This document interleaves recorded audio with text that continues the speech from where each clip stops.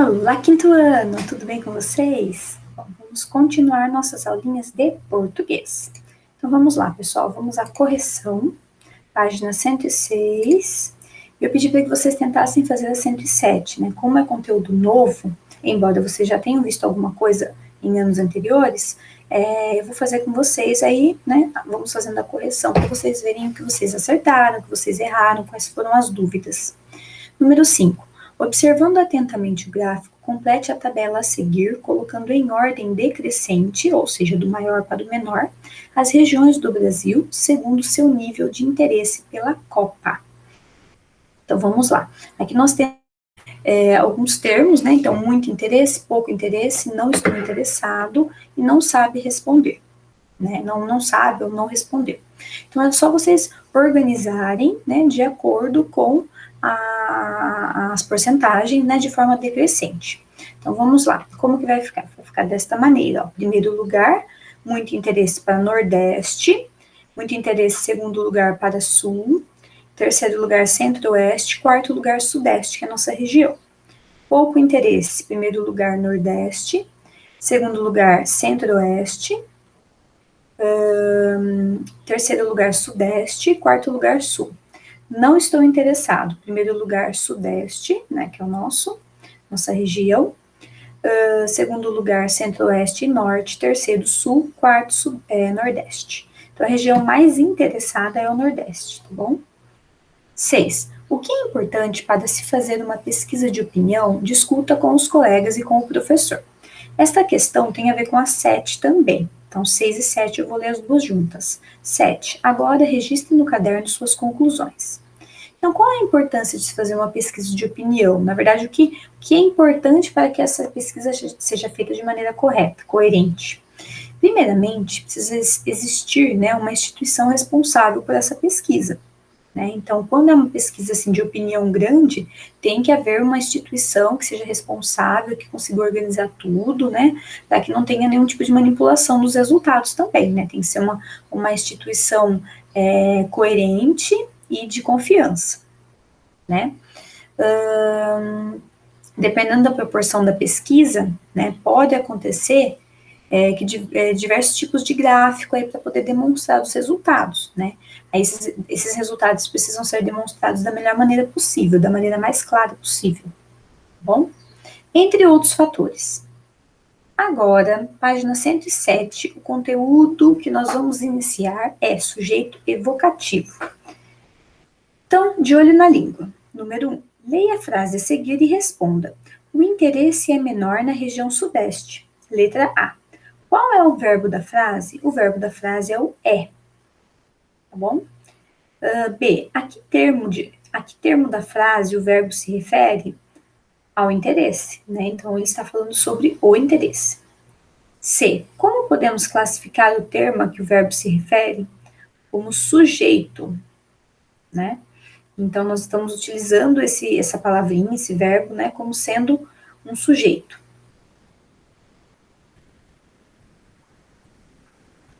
Para relembrar, sujeito é o termo da oração do qual o verbo se refere. O verbo concorda com o sujeito em pessoa e número. Né? Então, se tiver, seja lá qual ordem, qual tipo de termo que está sendo utilizado na frase, né, o sujeito ele vai ter que sempre concordar com o verbo, né? Então, não pode ter vamos dizer assim, um dispareamento, né, algo que seja totalmente desconectado entre os dois, senão vai ficar errado. Se não concordar em número, por exemplo, um está no plural, outro no singular, aí já vai dar errado, né? Então, existe todo esse contexto. Então, o sujeito é a quem se fala algo, né, a pessoa, não a pessoa, o indivíduo, o termo a qual nós nos referimos para falar algo sobre, né? Então, é de quem estamos falando, né? É de onde norteia o assunto. E, no caso, sempre que ocorrer um sujeito, eu vou ter que estar falando algo sobre ele também. Tem que ter um sentido do porquê desse sujeito aí, né? Então, no caso aqui, pessoal, o interesse é maior na região sudeste, né? Nós estamos falando sobre o interesse, né? Então, como podemos classificar esse termo como sendo o sujeito, que é a pessoa, é o indivíduo, o termo a qual nós nos referimos a algo. Nós estamos falando sobre o interesse. E o que nós estamos falando sobre ele? Que é menor na região sudeste. 2. Leia com atenção as duas orações a seguir. Oração 1. O pesquisador concluiu a pesquisa. Oração 2. Pesquisador conclua a pesquisa. Observem que mudou totalmente o sentido da frase, né, das frases. Sabemos que o sujeito é aquele sobre o qual se informa algo. Com essa informação, qual das duas orações apresenta um termo que é classificado como sujeito? A oração 1. O pesquisador concluiu a pesquisa, porque o pesquisador seria né, o termo referente ao sujeito. Agora, na frase 2, já não, nós estamos falando sobre alguém, né? Então, no caso, de quem nós estamos falando? Pesquisador, vírgula, conclua a pesquisa. Então, nós temos até uma vírgula, né, referente a esse assunto, a esse termo. Agora está pedindo para contornar o termo, né? E letra C. Escreva uma oração que apresente um sujeito. Então, por exemplo, Dona Joana vai todo dia à quitanda comprar frutas. Né? Então, nós estamos falando de quem? Dona Joana. Quem é o sujeito? Dona Joana. Bom. D. Por que podemos considerar que esse termo é o sujeito da oração? Porque o verbo se refere a ele, sim. E porque o termo circulado concorda com o verbo em pessoa e número. Então, além de existir uma concordância aí, né, digamos assim, nós temos também, deixa eu só, peraí, nós temos também a referência do verbo a ele, tá bom? Letra E. Na oração que restou, qual termo pode ser retirado sem que ela perca, né, o seu sentido? Pesquisador. Se nós tirarmos o pesquisador da história, né, da frase, ela vai continuar tendo sentido. Por exemplo, conclua a pesquisa, sem falar pesquisador, que seria um nome, né, um chamamento. Tá bom? F. Escreva como ficará a oração com a retirada desse termo. Conclua a pesquisa, né, é o que eu acabei de falar.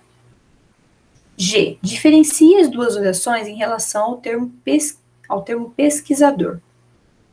Bom, então a oração 1, pessoal, se vocês analisarem, pesquisador refere-se a uma terceira pessoa, de forma indireta, enquanto na oração 2, pesquisador é a pessoa com quem o interlocutor da oração se dirige, com quem ele fala diretamente.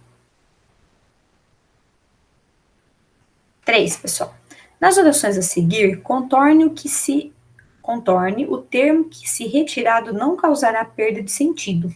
Depois, reescreva as orações sem esse termo. Então, se nós tirarmos alguns termos das orações, elas podem continuar tendo sentido, tá? Então, nós vamos reescrever para ver se realmente está com sentido. Então, letra A. Repórter, pesquise o interesse da população na Copa do Mundo. Se tirarmos repórter, pesquise o interesse da população na Copa do Mundo, que aqui, na verdade, está sendo um chamamento, né, como ele está sendo chamado. B. Vá, jornalista, e faça suas anotações. Vá e faça suas anotações. Então, não precisa colocar o termo jornalista, que seria o termo referente também ao chamamento. C. Jovens, o estudo é importante para o seu futuro. Né? O que a gente pode colocar somente? O estudo é importante para o seu futuro, de maneira geral, sem especificar o jovem, que é um chamamento também. D. Entrevistados, respondam a pesquisa corretamente. Respondam a pesquisa corretamente. Então, não coloca-se a palavra entrevistados. E. Senhor, já leu as notas... Perdão. Senhor, já leu as novas pesquisas divulgadas nos jornais? Então, tira o senhor, já leu as novas pesquisas divulgadas nos jornais? Então, né, muda um pouquinho, mas continua com sentido. 4. É possível perceber que os termos retirados das frases na atividade anterior são sempre acompanhados por um determinado sinal de pontuação. Que sinal é esse? Ó, todos eles, pessoal, estão acompanhados da vírgula. Então, ó, sempre tem vírgula, senhor, vírgula, entrevistados, vírgula, jovens, jornalistas, sempre vírgula na parte da frente, antes de começar a próxima palavrinha. Agora vamos à definição. Os termos que identificamos nas orações das atividades 3 são chamados de vocativo. Vocativo é uma unidade à parte, né, da estrutura da oração, ou seja, não pertence nem a sujeito nem a predicado, que transmite a ideia de apelo ou chamamento. Então, é algo apelativo, né, um apelo que está sendo feito, ou um chamamento, geralmente chamamento, vindo sempre separado do restante da oração por vírgula, ou, eventualmente, por pontos de exclamação. Ele é representado geralmente por pronomes ou substantivos. Certo? Atenção! O vocálico pode ser parecido com a interjeição, já que ela também está separada da estrutura da oração, geralmente acompanhada por alguma vírgula, meu Deus, por alguma pontuação, perdão. Pessoal, então aqui, eu vou até ler de novo. O vocativo pode ser parecido com a interjeição, mas não é a interjeição, já que ela também está separada da estrutura da oração, geralmente acompanhada por alguma pontuação, tá? Então aqui, ó, se vocês analisarem, ela está totalmente separada da oração, ó, oba, iremos ao cinema. Nós temos aqui um ponto de exclamação, né, diferenciando então os termos. O que diferencia os dois termos é o fato de a interjeição representar um tipo de emoção, né?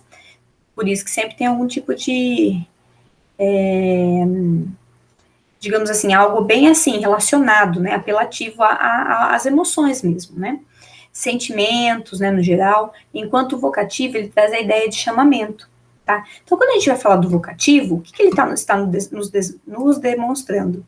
A ideia de chamamento, porque vocês podem perceber lá em cima vários vocativos, ó, jovens, o estudo é importante para o seu futuro.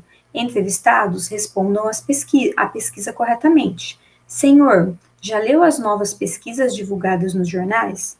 Ou seja, sempre está mais relacionado a chamamento, ou apelo ou chamamento, né? Agora, a interjeição já não, né?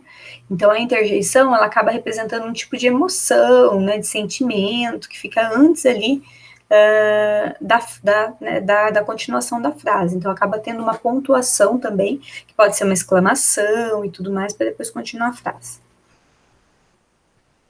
Só ver uma coisinha aqui.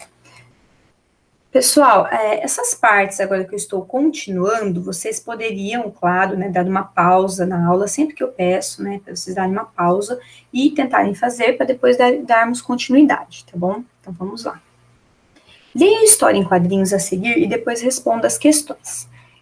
Pênalti, pênaltis, não está escrito pênaltis, está escrito pênaltis. Por que eu? Vou segurar a bola, Charlie Brown, e você nem vem correndo e chuta. Então, aqui é o nome, né, gente, pênaltis.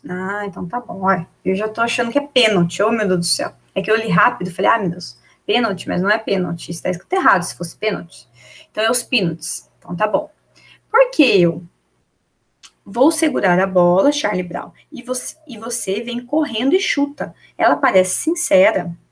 Se uma pessoa parece sincera, deve ser sincera.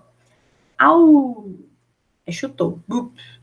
Você está apaixonado pela Lucy, irmãozão? Espero que não. Descobri que o amor leva a gente a fazer coisas estranhas. E a estupidez também. Bem bonitinho, né? Então, ó, seria a historinha de Charlie Brown, né? E sua turma, tá? Dos Peanuts. Então, vocês podem perceber que tem várias charges do Charlie Brown e sua turma. Nós temos várias charges também da Mafalda, né? Sempre tem na apostila. Marque a opção em que o termo sublinhado é um vocativo. Então, onde que o termo sublinhado está sendo considerado um vocativo, tá?